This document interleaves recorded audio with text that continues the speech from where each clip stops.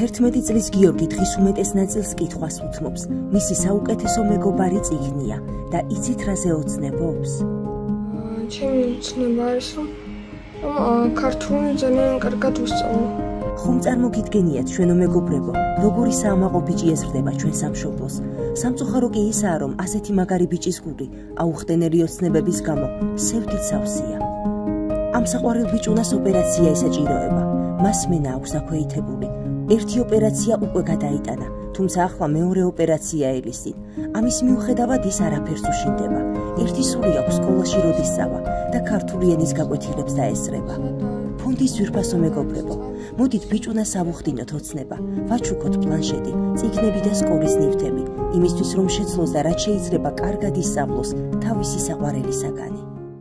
გადარიცხეთ ნებისმიერი თანხა ჩერნოვეცკის ფონდის ოფიციალური საიტის მეშვეობით.